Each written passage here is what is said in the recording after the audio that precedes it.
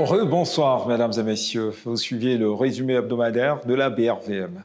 Au cours de cette édition, notre partenaire NC Asset Management vous proposera une analyse des tendances du marché pour ce mois de juillet qui s'achève. Au terme de cette semaine du 27 au 31 juillet, les principaux indices du marché financier régional ont évolué de manière mitigée. Le BRVM Prestige a gagné 0,26% et se place à 177,56 points. Le BRVM 30 et le BRVM Composite, pour leur part, ont enregistré des replis de 0,28 et 0,34% chacun. Ils pointent respectivement à 230,08 et 482,65 points. Les titres Sicor Côte d'Ivoire, Aura Group Togo et Allios Finance Côte d'Ivoire ont réalisé les meilleures performances de cette semaine avec des progressions respectives de 20,70%, 16,30% et 8%.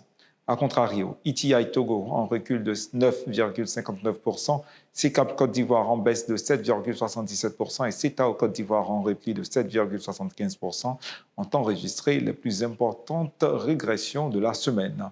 Le marché a totalisé 10 577 985 actions échangées pour une valeur de 8 852 176 318 francs CFA.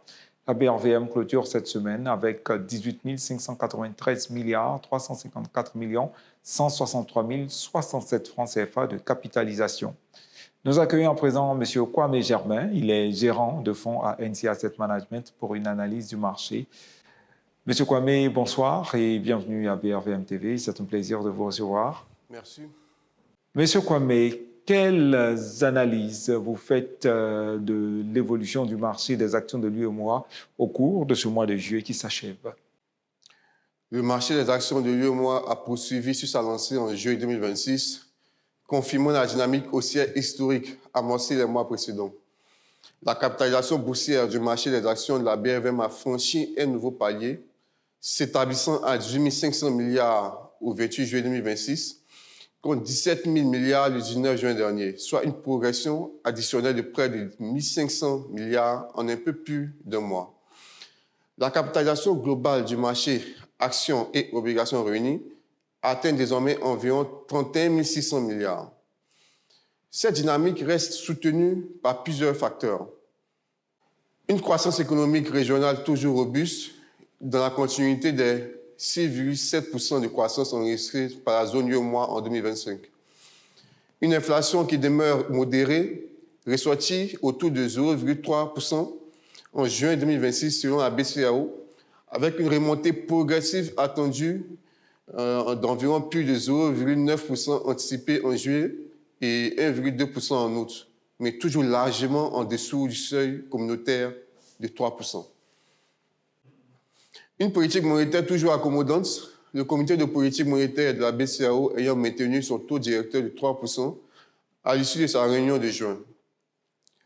La poursuite des paiements de dividendes des sociétés cotées, qui continuent de soutenir l'intérêt des investisseurs tout au long du mois.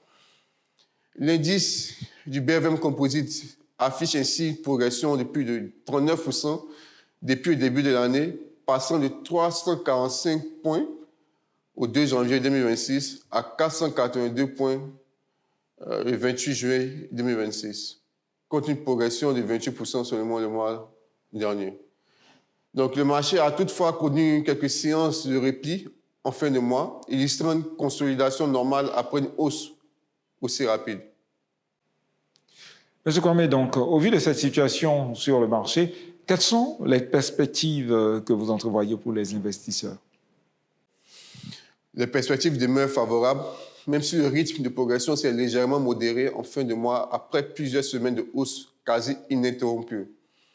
Le secteur industriel s'est particulièrement distingué en juillet, affichant la meilleure performance sectorielle de la période, donc plus 11,17% sur la semaine du 13 au 17 juillet, tandis que le secteur des services publics est resté à la traîne.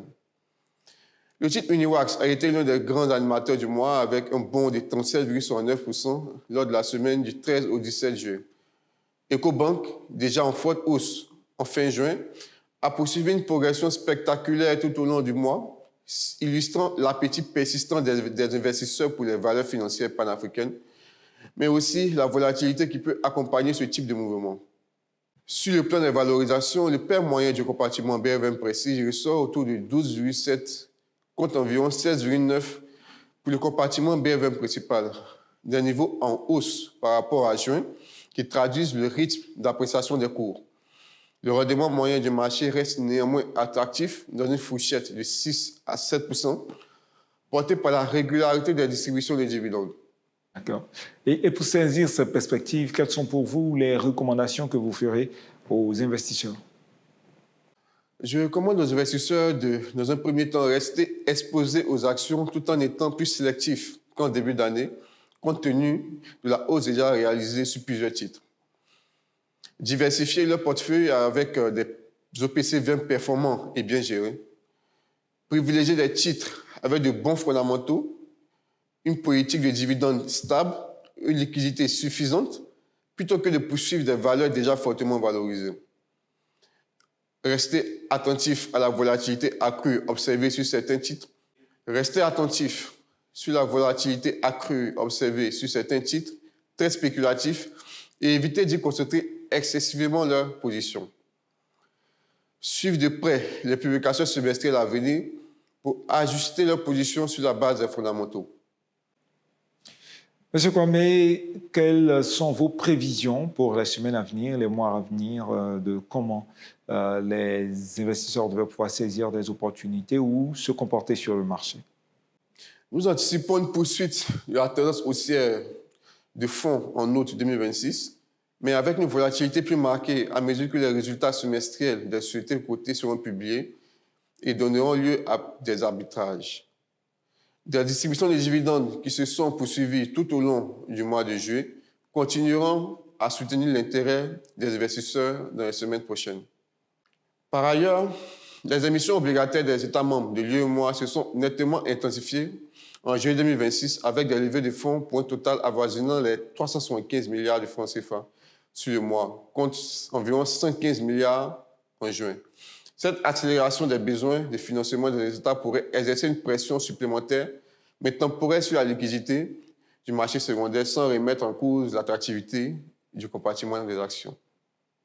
D'accord. Monsieur Kwame, nous sommes au terme on va dire de ce moment d'échange. Qu'est-ce qu'il faut retenir enfin? Quel est votre mot de fin, votre mot de conclusion? En résumé, le marché des actions de l'UEMOA confirme et amplifie sa dynamique de juin, porté par des fondamentaux macroéconomiques solides et une confiance des investisseurs qui reste intacte, bien que la vigilance s'impose face à l'accélération récente des cours et la montée de la volatilité sur certains titres. Nous encourageons donc les investisseurs à rester engagés, à s'informer régulièrement et à s'appuyer sur des partenaires de confiance comme NCA Asset Management afin de naviguer avec succès dans cet environnement en constante évolution. Merci, M. Kwame. Mesdames et messieurs, nous recevions M. Kwame Germain, gérant de fonds à NCA Asset Management. Sur ce, c'est la fin de cette édition. Merci à tous de votre régularité sur BRVM TV, la chaîne de toute l'actualité boursière de l'UEMOA. Toute la rédaction se joint à moi pour vous souhaiter une agréable fin de semaine et vous donne rendez-vous lundi de 9h sur brvmtv.org.